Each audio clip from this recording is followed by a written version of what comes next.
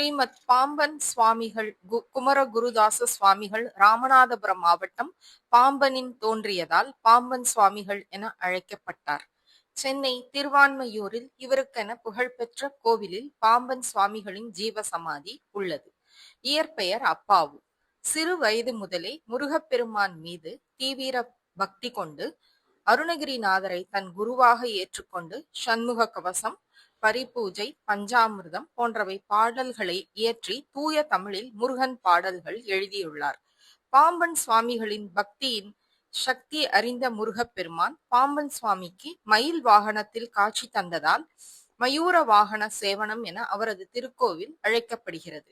என்றாலும் சக்தி மிக்க பௌர்ணமி வழிபாடும் பூஜை முறைகளும் அதன் ரகசியமும் அறிந்தவர்களுக்கு அவரது திருவருள் முழுமையாக கிடைக்கும் என்பதும் பௌர்ணமி தினத்தில் பாம்பன் சுவாமிகள் ஜீவ சமாதி சக்திமிக்க இறையருள் நிறைந்த இடமாக காட்சி தரும் என்பதையும் பலன் பெற்றவர்கள் அறிவார்கள். எனவேதான் திருவான்மையூரில் பாம்பன் சுவாமிகளின் ஜீவ சமாதியின் பௌர்ணமி வழிபாடு மகிமையை அறிவோமாக.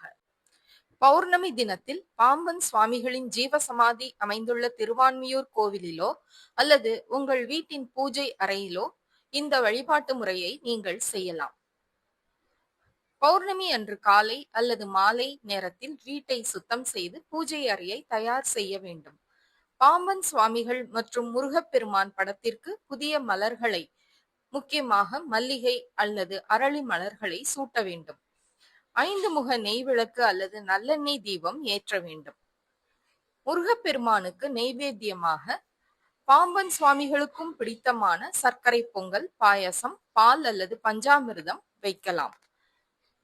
கனி வகைகளில் வாழைப்பழம் மற்றும் பேரிச்சம்பழம் மிகவும் உகந்ததாகும்.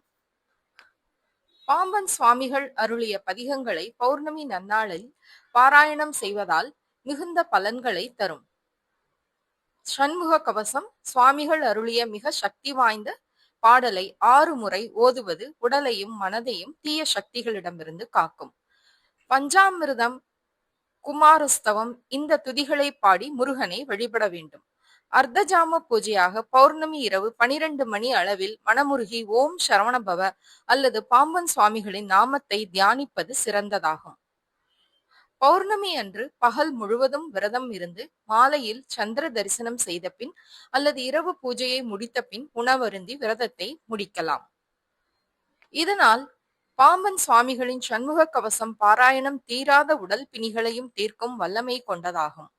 குடும்பத்தில் உள்ள பய உணர்வுகள் நீங்கி மன அமைதியும் பாதுகாப்பும் உண்டாகும்.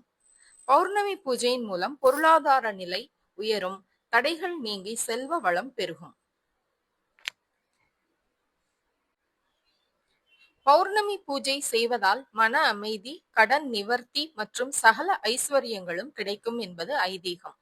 தமிழ் மாதங்கள் 12. ஒவ்வொரு மாத பௌர்ணமிக்கும் ஒவ்வொரு பலன்கள் உண்டு. சித்திரை மாத பௌர்ணமி என்று பூஜை செய்தால் குழந்தை பாக்கியம் கிட்டும்.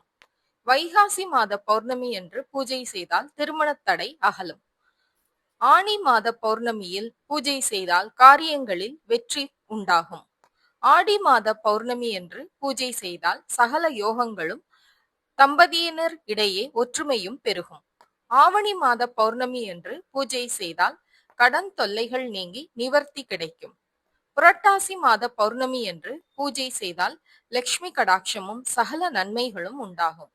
ஐப்பசி மாதம் பௌர்ணமி என்று பூஜை செய்தால் பசி மற்றும் பிணிகள் நீங்கும்.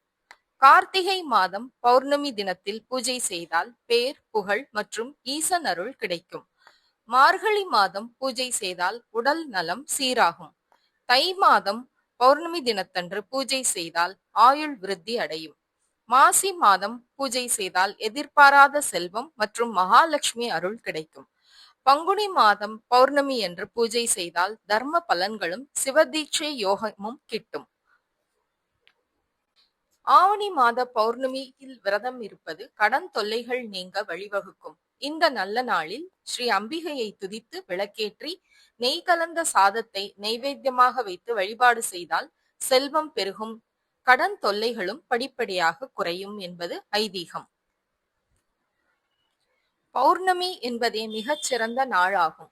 அந்நாளில் கிரிவலம் வருவது, ஆலய தரிசனம் செய்வது, கோபுர தரிசனம் செய்வது, பெருமாள் கோவிலில் நடைபெறும் ஸ்ரீ சத்யநாராயண பூஜையில் பங்கு பெறுவது, காலத்தை நிர்ணயம் செய்யும் கால பைரவருக்கு தீபம் ஏற்றி வழிபடுவது, சிவபெருமானை வழிபடுவது, முருகப்பெருமானை வழிபடுவது மற்றும் மகான்களின் ஜீவ சமாதியின் தரிசனம் சிறப்பான பலன்களை உங்களுக்கு தரும். எனவேதான் ரகசியம் நிறைந்த சக்திமிக்க பலனை பெற திருவான்மியூர் ஸ்ரீமத் பாம்பன் குமர குருதாச ஜீவ சமாதிக்கு பௌர்ணமி தினத்தில் வழிபாடு செய்து பௌர்ணமி நிலவு ஒளியில் சிறிது நேரம் அமர்ந்து தியானம் செய்வது, சண்முக கவசம் பாடுவதால் தோஷ நிவர்த்தியும் சுப காரியங்கள் நடைபெறவும் சகல நோய்கள் தீரவும் மன அமைதி செல்வம் பெருகவும். பௌர்ணமி வழிபாடு என்பது ரிஷிகள், தேவர்கள், சித்தர்கள் ஜீவ சமாதி பௌர்ணமி வழிபாடு பல்வேறு வெற்றியையும் புகழையும் நினைத்ததை நிறைவேற்றும் தரும் ரகசியமாகும்.